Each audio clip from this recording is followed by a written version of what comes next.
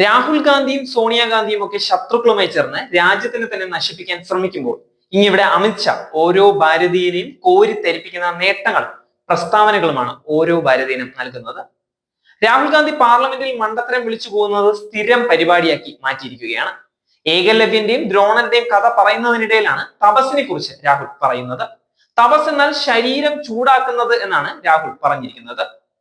ഒരിക്കൽ ഏകലവ്യൻ എന്ന രാജകുമാരൻ ഉണ്ടായിരുന്നു. അവൻ തപസ് ചെയ്തു. അതിന്റെ ഭാഗമായി അവൻ വെളുപ്പാങ്കാലത്ത് വില്ലെടുത്ത് പുറപ്പെട്ടു. തപസ് എന്നാൽ ശരീരം ചൂടാക്കലാണ്. മഹാഭാരതത്തിൽ ഏകലവ്യന്റെ കഥ പറയുന്നതിനിടയിലായിരുന്നു രാഹുൽ ഈ മണ്ടത്തരം വിളമ്പിയത്. രാഹുൽ ഗാന്ധിയുടെ നിർവചനം കേട്ട് പാർലമെന്റിൽ ഭരണ പ്രതിപക്ഷ ഭേദമില്ലാതെ എല്ലാ എംപിമാരും പൊട്ടിച്ചിരിക്കുകയായിരുന്നു. അടുത്ത മണ്ടത്തരം ദ്രോണാചാര്യർ ശിഷ്യനായ ഏകലവ്യന്റെ വിരൽ മുറിച്ചെടുത്തു എന്ന് പറഞ്ഞതാണ്. വാസ്തവത്തിൽ ഗുരുദക്ഷിണയായി ഏകലവ്യൻ ഗുരുവിനെ സമർപ്പിക്കുകയായിരുന്നു തന്റെ വിരൽ. എന്നാൽ ഇവിടെ അമിത്ഷാ ഓരോ ഭാരതീയർക്കും സന്തോഷം തരുന്ന കാര്യമാണ് അറിയിച്ചിട്ടുള്ളത്. 2026 മാർച്ച് 30-നകം രാജ്യം നക്സലിസത്തിൽ നിന്ന് മുക്തമാകുമെന്ന് കേന്ദ്ര ആഭ്യന്തരമന്ത്രി അമിത്ഷാ ആവർത്തിച്ചു പറയുകയാണ്. 70% നക്സൽ പ്രവർത്തനങ്ങളും ഇല്ലാതാക്കിയതായി അമിത്ഷാ വ്യക്തമാക്കുന്നുണ്ട്. ലോക്സഭാ തെരഞ്ഞെടുപ്പിന് ശേഷമുള്ള തന്റെ ആദ്യ മാധ്യമ ആശയവിനിമയമായ അജണ്ട ആജ് തക്കിൽ സംസാരിക്കുകയായിരുന്നു അമിത്ഷാ.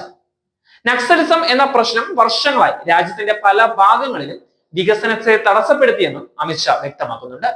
ബീഹാർ, ജാർഖണ്ഡ്, ഉത്തർപ്രദേശ്, മധ്യപ്രദേശ്, തെലങ്കാന, മഹാരാഷ്ട്ര, ആന്ധ്രാപ്രദേശ്, ഒഡീഷ എന്നിവ ഉൾപ്പെടെ ഒരു കാലത്ത് നക്സൽ പ്രവർത്തനങ്ങളാൽ സ്വാധീനിക്കപ്പെട്ട മിക്ക സംസ്ഥാനങ്ങളും ഇപ്പോൾ അത്തരം സ്വാധീനത്തിൽ നിന്ന് മുക്തമാണെന്ന് അമിത്ഷാ വ്യക്തമായി പറയുന്നുണ്ട്.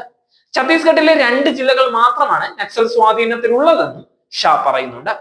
ഛത്തീസ്ഗഡിലെ BJPയുടെ സമീപകാല തിരഞ്ഞെടുപ്പ് വിജയം നക്സൽ വിരുദ്ധ പ്രവർത്തനങ്ങൾക്ക് കരുത്തു പകരുമെന്നും അദ്ദേഹം കൂട്ടിച്ചേർത്തിട്ടുണ്ട്.